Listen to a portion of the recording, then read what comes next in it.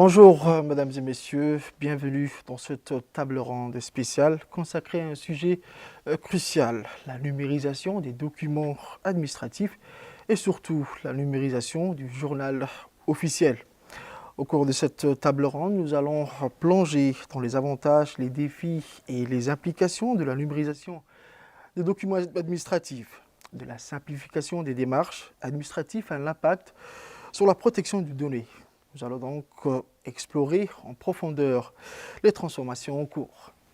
Des cadres de la présidence, mais aussi de l'ANSI et d'autres intervenants de l'université sont avec nous pour discuter de l'importance de la numérisation du journal officiel de la République de Djibouti. Mais avant tout, ce reportage.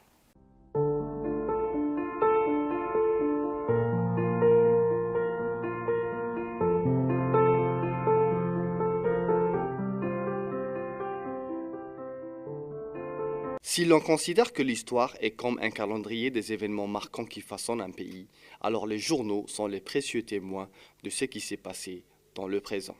En ce sens, le journal officiel de la République devient la fenêtre par laquelle nous observons l'ensemble de notre nation, que ce soit en ce qui concerne sa législation ou son administration. C'est un document qui, au fil des décennies, a évolué pour devenir la mémoire vivante de notre pays, assurant sa transparence, mais aussi sa stabilité juridique. Penser à son avenir à l'ère numérique ne relève pas simplement de la nécessité, mais de l'impératif, car cela nous permet de le préserver pour les générations à venir et de le rendre plus accessible que jamais. Dans cette optique, le président de la République, son Excellence Ismaël Omar Guelleh, a souhaité sa numérisation et a ordonné son redémarrage.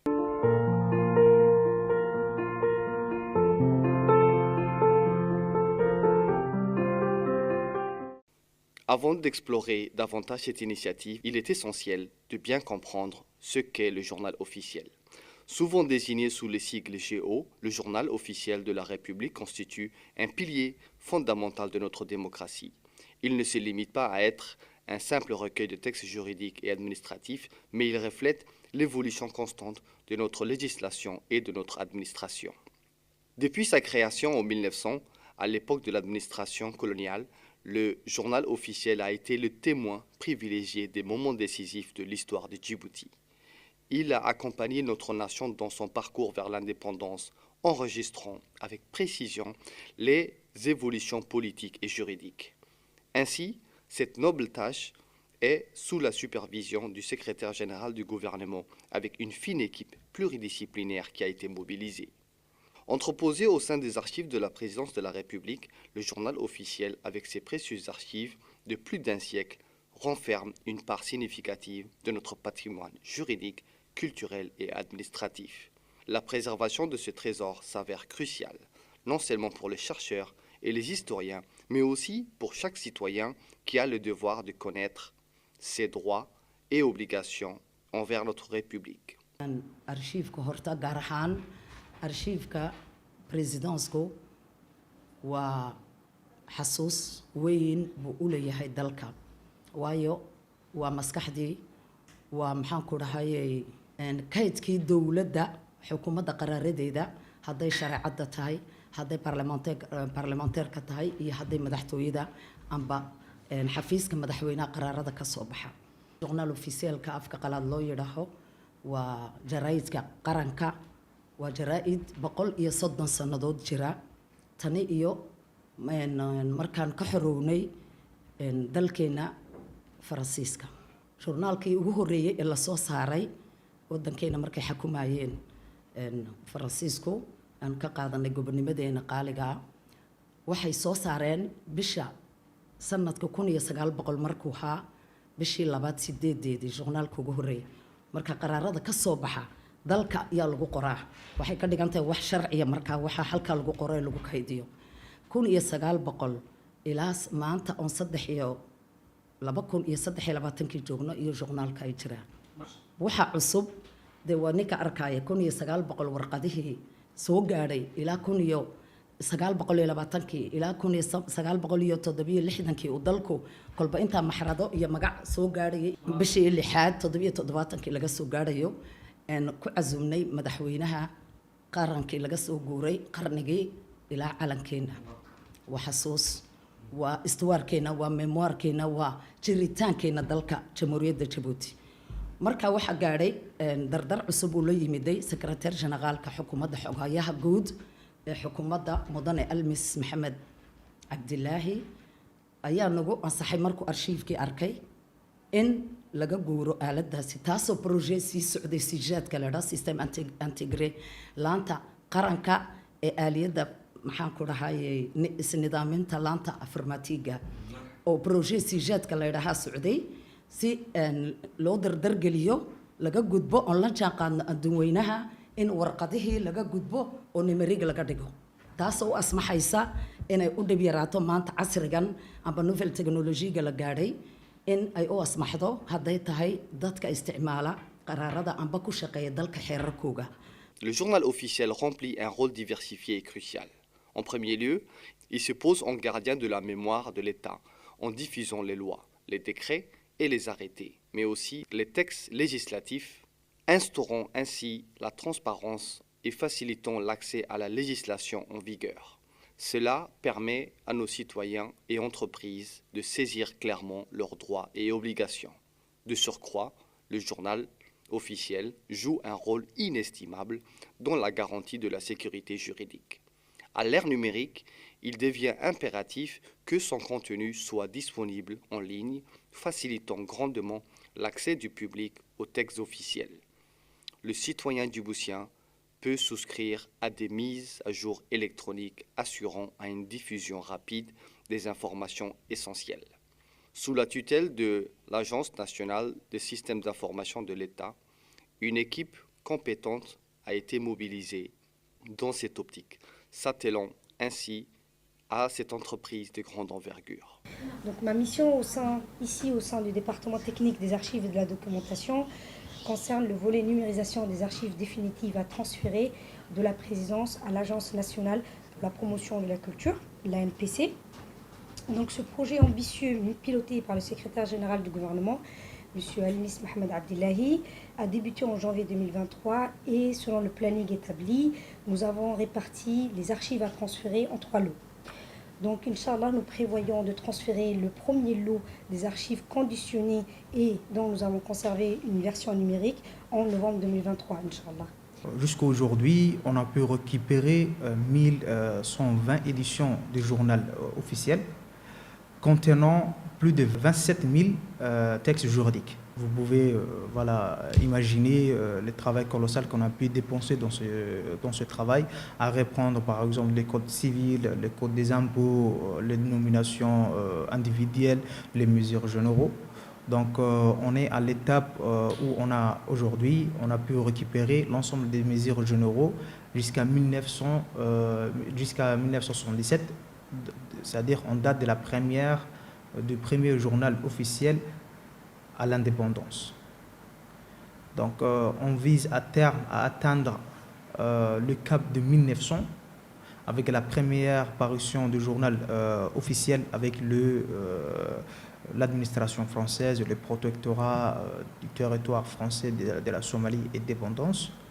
Dans une vision plus globale, cette initiative s'inscrit dans le cadre de la dématérialisation de l'administration, un processus de transformation fondamentale visant à accroître l'efficacité, l'accessibilité et le respect de l'environnement des opérations gouvernementales. Cette transition implique le passage du processus administratif traditionnel basé sur des supports physiques comme le papier à des systèmes électroniques, ce qui a un impact significatif sur le fonctionnement des gouvernements et leur interaction avec le citoyen. Les systèmes dématérialisés favorisent une transparence accrue. Les citoyens et les entreprises peuvent suivre en temps réel l'évolution de leurs demandes. Pour mener à bien cette opération d'envergure nationale, l'État a fait appel à un cabinet de conseil national.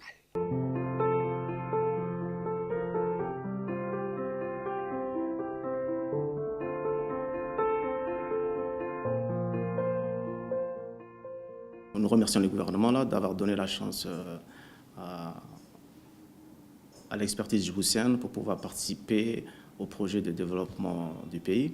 Mais pour donner un peu plus de contexte, je voulais juste rappeler que les projets IJO entrent dans dans un contexte plus global qui est dans la vision du président Ismaël Omar Guelleh de dématérialiser les services administratifs. Et dans ce cadre-là, le secrétaire général du gouvernement a lancé un projet de développement pour numériser le journal officiel.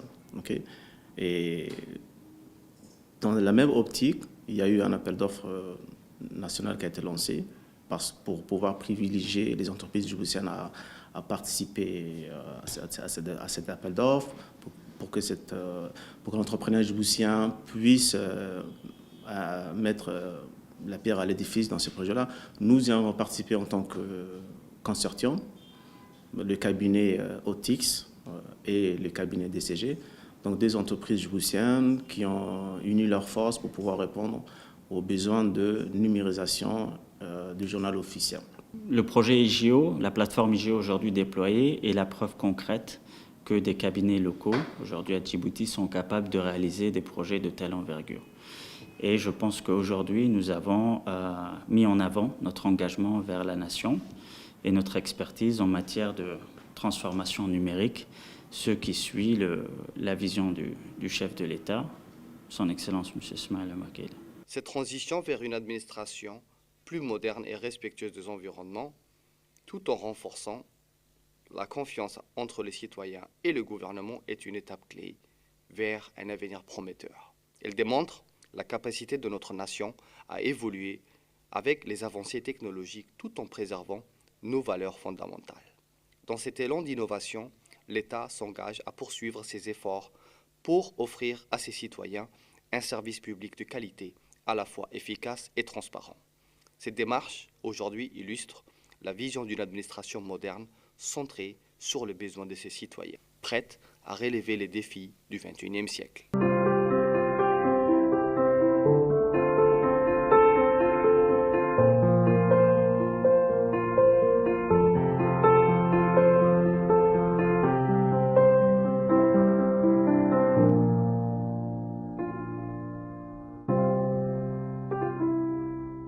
Nos invités, les panélistes, vont évoquer l'histoire et le rôle du journal officiel en tant que reflet de l'évolution de la législation de l'administration à Djibouti.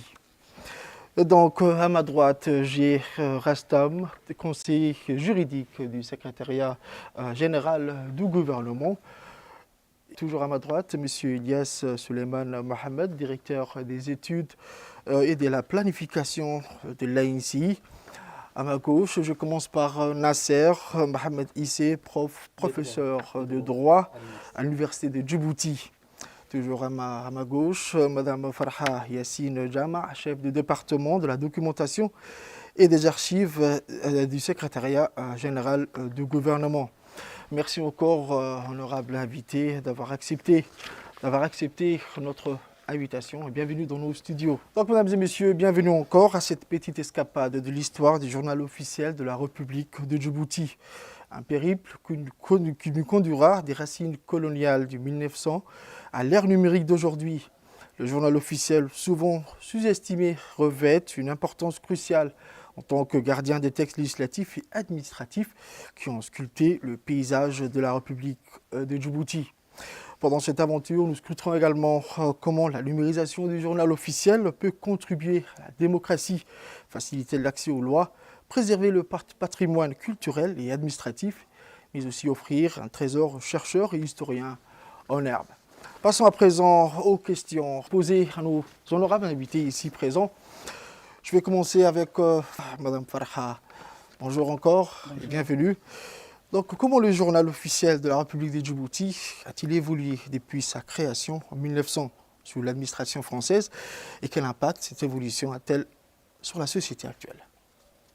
Bonjour, monsieur le journaliste, et merci de nous avoir invités sur cette plateforme sur le projet IGO, le journal officiel de la République de Djibouti.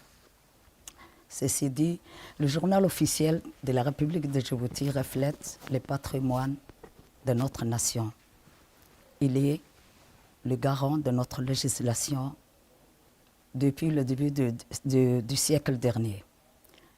Le journal officiel de la République de Djibouti a récemment commémoré les 130 ans d'existence du journal La Nation présentant au président de la République sous forme de des tableaux de dates historiques. Le premier journal officiel de 1900 qui a été créé par l'administration française le 8 février 1900 et qui a pris fin en 1906. Et le premier journal de la République de Djibouti le jour de notre indépendance nationale, le 27 juin 1977. Le journal officiel, il est la banque de données de tous nos textes législatifs, parlementaires et juridiques. Il est, comment dirais-je, il est l'arsenal juridique de notre nation. Donc c'est la banque de données. Il revêt une grande importance pour les chercheurs, les étudiants et les justiciers de la justice aussi. Merci Farha. Donc une question pour Rastam, ici à ma droite. En quoi la numérisation du journal officiel peut-elle améliorer l'accessibilité à la législation pour les citoyens de Djibouti et comment cela renforcera-t-il la démocratie? Bismillah ar-Rahman ar-Rahim. Merci M. Tariq de m'avoir posé cette question qui est très importante. Pour le journal officiel d'abord, c'est un bulletin officiel du gouvernement de l'État, du gouvernement de Djibouti. Et comme vous le savez, et ma collègue a très bien décrit que sa mise en place au service date de 1900. Pour revenir à la question de la dématérialisation, il faut savoir que la dématérialisation, c'est la technologie maintenant qui est constituée. Il faut s'adapter à la nouvelle technologie de l'information et de la communication. Donc, sous l'impulsion du président de la République dans le fil droit de sa politique, le SGG a lancé en 2023 la numérisation du journal officiel, c'est-à-dire qu'il a lancé une plateforme pour dématérialiser tous les actes juridiques, c'est-à-dire à savoir les lois, les décrets, les arrêtés et j'en passe, et aussi les avis et les annonces légales. Donc, d'où l'importance de la dématérialisation. La dématérialisation, aussi l'accessibilité et la diffusion du droit, de la qualité du droit pour tous les citoyens, lambda, c'est-à-dire qu'ils connaissent ou qu'ils ne connaissent pas, à n'importe quel, là où ils se trouvent, partout dans le monde, sur notre territoire national, mais également sur le territoire au-delà. Donc, d'où l'importance de la dématérialisation, mais également, il constitue en termes d'économie et de temps. Donc, je ne peux pas plus. C'est un outil, disons, dans notre vie quotidienne maintenant, c'est un outil indispensable. Donc, on doit avoir une information juridique quasi quotidienne. Donc, on doit avoir cette plateforme qui est diffusée, toutes les lois ou les informations juridiques, d'où l'accessibilité et faciliter le partage aussi. Merci encore. Qui dit document ou numérique, document numérique ou document physique, il y a toujours un archivage. Donc, Farha, pouvez-vous nous élucider les points de l'archivage et son péripéties? Merci encore une fois. Le département des archives, de la documentation et des archives de la présidence est sous la tutelle du secrétaire général du gouvernement. Vraiment, les archives, c'est une mine d'informations. On a vraiment un fonds documentaire considérable. Donc, y compris le journal officiel qui est entreposé depuis 1900 jusqu'à nos jours. Le secrétaire général a initié cette dématérialisation, comme mon collègue a déjà parlé, sous la conduite du président de la République et par la grâce aussi la vision éclairée du président de la République. On voulait transférer des archives aux archives nationales qui est dédiée maintenant pour le pays et la Bibliothèque nationale. Donc, avant d'archiver tous ces documents, tous ces fonds documentaires, le secrétariat général a préconisé de numériser le fonds documentaire de la présidence, qui comprend tout l'ensemble des institutions du pays et nos textes réglementaires, juridiques, avis administratifs, tous ces fonds documentaires, y compris le journal officiel. Comme ce projet déjà a été lancé en janvier 2003 pour la nouvelle plateforme du journal officiel, ce journal a vraiment, et c'est historique, c'est notre, comment dirais-je, les archives, c'est la mémoire du pays, c'est l'histoire, c'est historique, c'est l'identité nationale. Donc, on voulait archiver tous les contenus des archives avant de faire le transfert. Il sera bientôt lancé. Les archives, vraiment, nécessitent, c'est une mine d'informations, c'est une mine d'or pour le pays. Il faut bien les conserver. La conservation et la préservation des archives, ils ont un investissement à long terme dans la mémoire du pays, l'identité, l'histoire de notre patrimoine, de notre nation. Donc le secrétariat général vraiment tient beaucoup pour la numérisation du journal officiel et la conservation et la préservation de ces documents historiques. Et il tient beaucoup pour cette nouvelle plateforme pour numériser tous les journaux. C'est vrai, il y a des journaux qui sont abîmés par la chaleur, par l'humidité, et il y a un programme de restauration qui est en cours et bientôt lancé.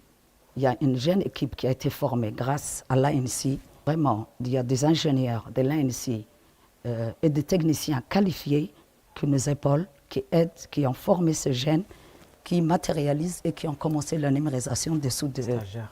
C'est des stagiaires vraiment sortis de l'université de Djibouti. Grâce à ces jeunes, on a bien commencé et bien avancé. Donc c'est pour ça qu'on est là maintenant pour vulgariser, pour donner une importance à ce journal, pour aussi que les citoyens connaissent ces outils, comment dirais-je, qui sont pour la justice, pour le chercheur, pour les étudiants. Donc les archives papier, comment dirais-je, et les archives numériques sont des ressources pour le développement, pour la recherche académique, à l'enseignement et pour le développement des compétences. Donc elles permettent aussi aux chercheurs, aux étudiants, aux enseignants, comment dirais-je, professionnels du droit, d'explorer le passé du pays, d'analyser l'évolution et de mieux connaître les problèmes actuels.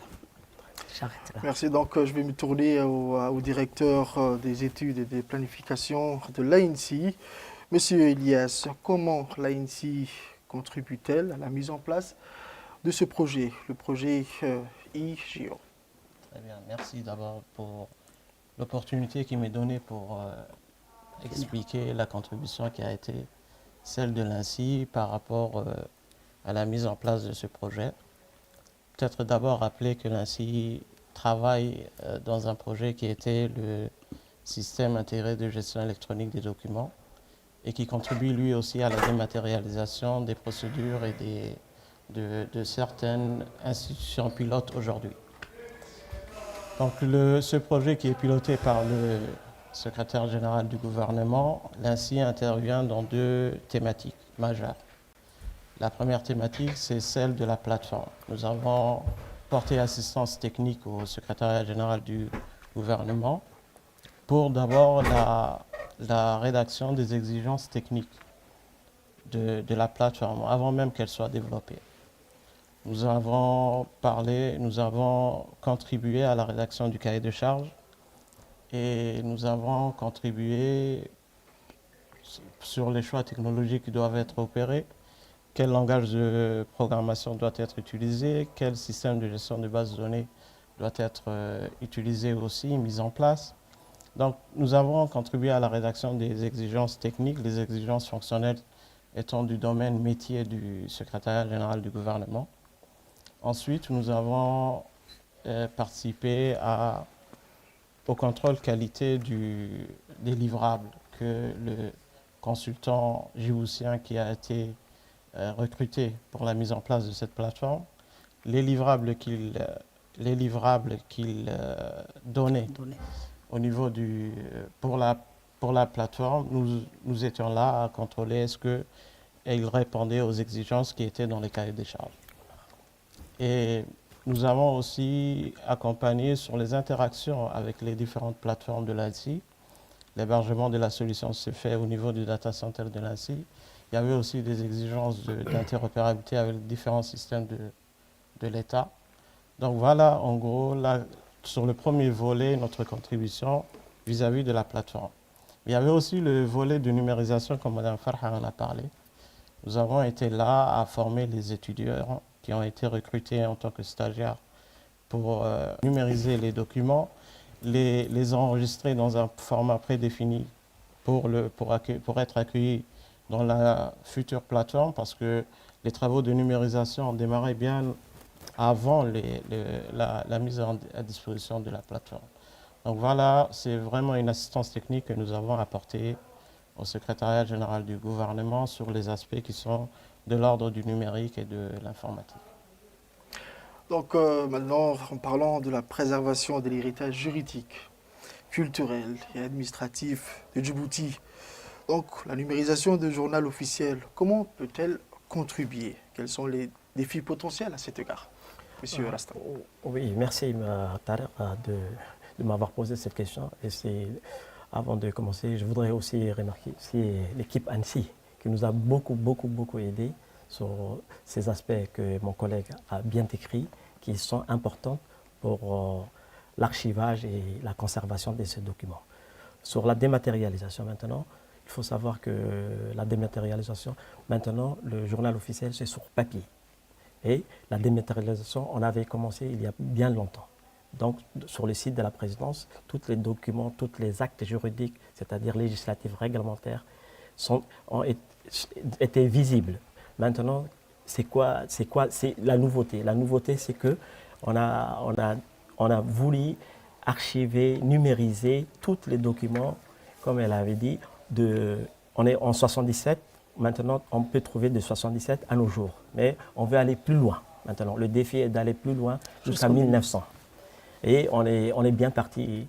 Et on a énormément les autres documents antérieurs à l'indépendance. Maintenant, pour la bonne gouvernance, il faut savoir que c'est-à-dire que l'information juridique, elle sera instantanée, c'est-à-dire que tout le monde aura cette information. Par rapport à la version papier qui tarde aussi à l'impression.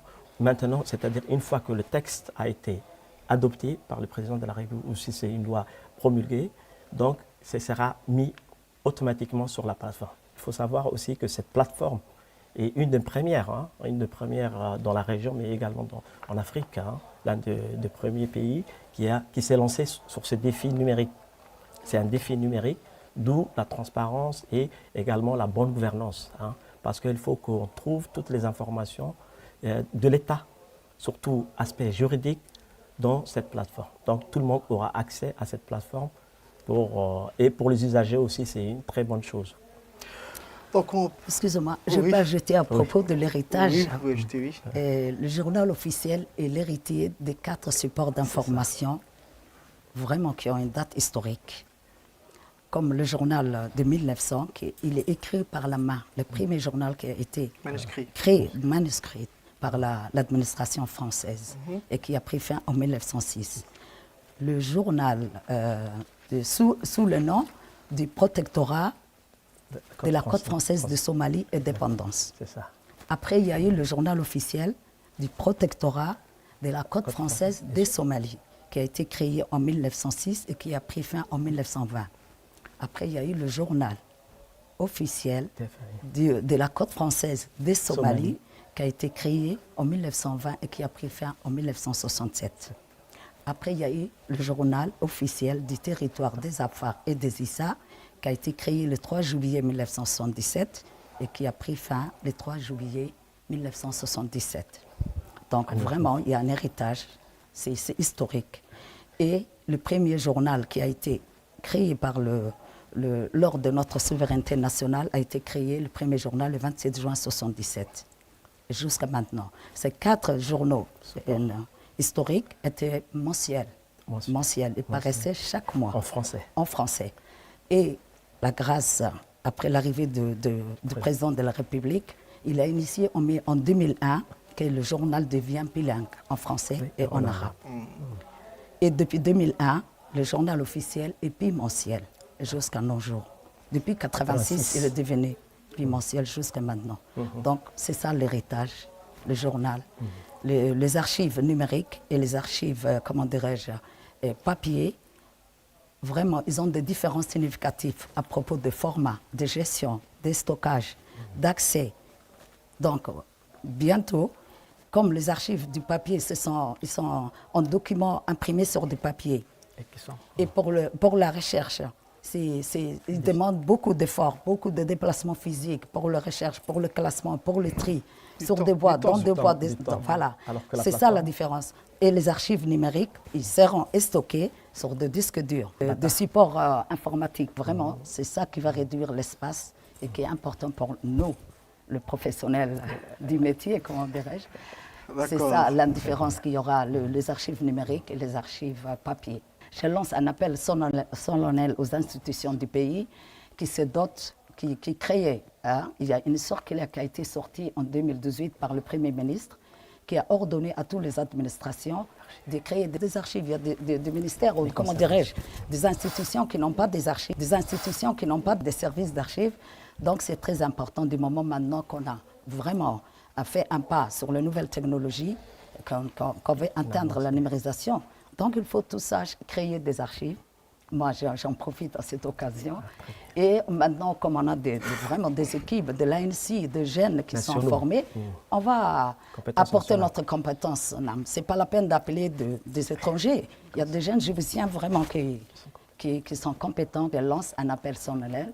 Et c'est très important pour nous et pour le pays. Merci et la encore, présidence Madame aussi. Farha. Là, en parlant d'accessibilité, la numérisation des documents administratifs, l'Université de Djibouti s'implique. Ici avec nous, Monsieur Nasser, professeur de droit à l'Université de Djibouti. Donc la numérisation du journal officiel a-t-elle une application pour la recherche, l'histoire et la compréhension de l'évolution de la législation de Djibouti et comment cela peut-il bénéficier aux chercheurs et aux historiens?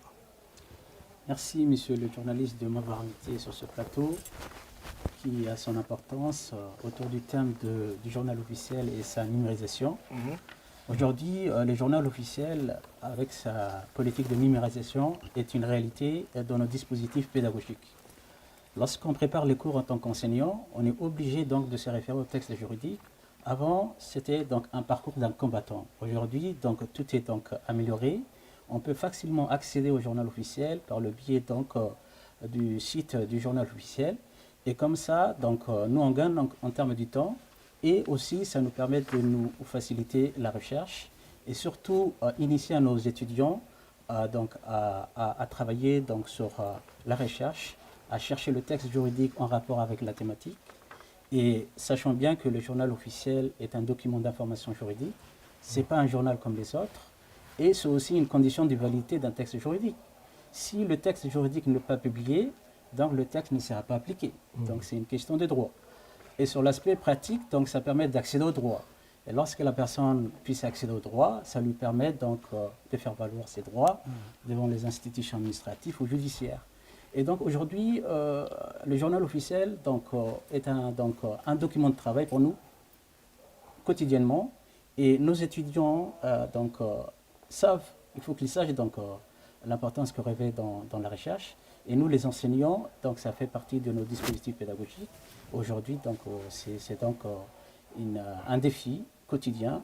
Et donc c'est aussi une manière de dynamiser encore davantage la recherche et donc nourrir le débat et l'échange des connaissances et de faire de nous, en tant que chercheurs à l'Université de Djibouti, donc un centre de référence pour la définition de la politique de l'État, lorsque l'État a besoin donc d'informations ou d'initier ou d'apporter des solutions à des problèmes ou des défis qui sont posés dans notre société. Donc aujourd'hui, c'est une source d'information capitale, on ne peut pas s'en passer. Merci. D'accord, merci monsieur Nasser. Donc je me tourne vers la sécurité de ces documents sensibles qui sont numérisés. Donc, je me tourne vers Elias. Quelles mesures de sécurité sont-elles mises en place pour protéger ces données sensibles et comment garantir l'intégrité de ces archives historiques? Très bien. D'abord, il y a des mesures qui ont été mises en place dans le cadre de la plateforme qui est, elle, disponible en ligne aujourd'hui à l'adresse journalofficiel.dj. Donc, beaucoup de mesures ont été prises, que ce soit en termes de certificats de sécurité à mettre en place, que ce soit même dans le code de développement, nous avons une équipe qui est dédiée à la sécurité au niveau de l'ANSI. au niveau de la direction de la sécurité des systèmes d'information. Donc cette équipe a été mobilisée pour voir les différentes failles qu'il y aurait dans le code de la plateforme. Donc ce test-là a été effectué et c'est là que nous avons entrepris la mise en ligne de la plateforme. Si je reviens par rapport à la numérisation, nous avons sensibilisé les stagiaires qui étaient en charge de la numérisation des archives du journal officiel parce que c'est vraiment des textes qu'ils manipulaient, donc ils devaient s'assurer qu'il n'y ait pas de fuite de ces textes-là. Ils devraient assumer la confidentialité de ces textes-là. Donc ils ont été sensibilisés, ils ont eu des journées de sensibilisation par rapport à cette thématique-là, qui est vraiment un enjeu pour la réussite de ce genre de projet.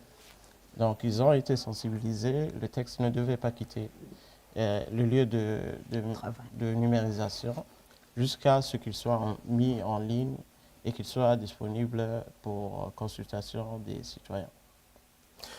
Merci encore, monsieur Ilyas. Avant de clôturer cette table ronde, j'aimerais poser une dernière question au professeur de droit de l'université de Djibouti, monsieur Nasser. Vu que vous côtoyez les jeunes chercheurs à l'université de Djibouti, en quoi le journal officiel numérisé peut-il symboliser la transparence, l'inclusion et la démocratie pour les futures générations de Djibouti? Donc l'importance du journal officiel pour la démocratie ou pour la transparence, il faut d'abord rappeler que le journal officiel dans un état de droit, donc ça permet de garantir l'accès au droit. Et le fait d'accéder au droit et qu'aujourd'hui c'est numérisé et que l'accès devient beaucoup plus facile qu'avant, c'est déjà donc une garantie de transparence. C'est-à-dire lorsqu'un justiciable ou une personne lambda veut donc connaître ses droits, et qu'il veut donc chercher un texte en rapport avec sa situation juridique, aujourd'hui c'est une possibilité, c'est une évidence. Il peut facilement accéder au droit, le texte, et chercher les droits, les prérogatives qui sont liées, et par la suite chercher la voie pour défendre ses droits ou pour faire valoir ses droits devant les instances. Donc c'est une manière de participer à la transparence du système juridique, puisque le journal officiel aujourd'hui a sa place dans un système juridique. Et comme j'ai rappelé tout à l'heure, c'est une condition de validité. Et donc le fait qu'il y ait et que l'accès aujourd'hui est garanti, existe et accessible, donc moi je pense que l'accessibilité est une garantie de la transparence. Et donc tout jeune lambda qui est soucié d'apprendre le droit ou de connaître ses prérogatives, aujourd'hui c'est une réalité, c'est une évidence, il peut facilement accéder. Et donc comme ça a participé à l'édifice de la démocratisation de notre pays, puisque la démocratie, ce n'est pas quelque chose d'automatique. C'est un défi quotidien, c'est quelque chose que nous devons travailler quotidiennement pour que nos différentes communautés qui forment l'unité du pays puissent constamment œuvrer pour la transparence et donc la démocratisation de notre pays. C'est un défi quotidien, ce n'est pas un acquis. Et donc, encore une fois, je salue cette politique de numérisation, et ça, l'honneur revient au service concerné de la présidence qui porte cette politique aujourd'hui. Et pour nous, c'est donc un moyen, un instrument de travail, un moyen pédagogique, un support pédagogique, et ça nous facilite la recherche. Et comme ça, on peut donc participer au développement du pays en apportant notre pierre à l'édifice national. Très bien. Merci encore, monsieur Nasser. Avant de clôturer cette table ronde, j'aimerais inviter à nos invités de marque de faire leur dernier mot sur cette initiative, sur ce projet, le IGO. Merci, M. Tarer, juste pour souligner un peu sur la transparence et la démocratisation. Il faut savoir que le SGG, on ne va pas s'arrêter là. On va plus continuer dans le sens de l'amélioration de la qualité du droit. Donc c'est de ça qu'on parle, de la qualité des droits. Donc on a deux volets. La volet dématérialisation qui est en cours et un autre volet sur la structuration des textes. Il faut savoir qu'il y a des textes qui s'échevauchent, qu'il y a des textes il y a des modifications. Donc c'est un long travail qui va pas s'achever. On n'est que le début de ce travail important et de consolidation de nos textes. Donc j'invite les autres aussi à accéder, à utiliser plus cette plateforme et aussi ça rapproche l'administration de l'administration. C'est un service public, donc le droit est accessible à tous. Il faut savoir que nos étudiants de l'université utilisent plus le droit qu'on connaît, le droit français, que le droit djiboutien. Donc maintenant, on aura bientôt un colloque à l'université pour expliquer les tenants et aboutissants de cette plateforme, mais aussi sensibiliser nos jeunes et nos étudiants et les professeurs sur l'utilisation de cette plateforme. Et ce sera, Inch'Allah, à la fin de ce mois. Inch'Allah, et gratuit. Merci encore, Monsieur Rastam. Donc, mesdames et messieurs, nous espérons que cette plongée dans le monde de la législation et de la technologie vous a été instructive que passionnante. Nous avons exploré l'importance cruciale du journal officiel en tant que gardien de la transparence et la démocratie, ainsi que son rôle essentiel dans la préservation de notre histoire législative.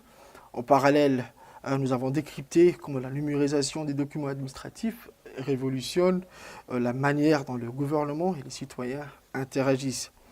Le journal officiel, comme l'a souligné le chef de l'État, et je cite, « Le journal officiel fait partie de notre patrimoine. Il est le témoin, le miroir de notre évolution et le garant de notre droit. » Sur ces mots, nous clôturons cette table ronde, mesdames et messieurs. Merci à vous de l'avoir suivi.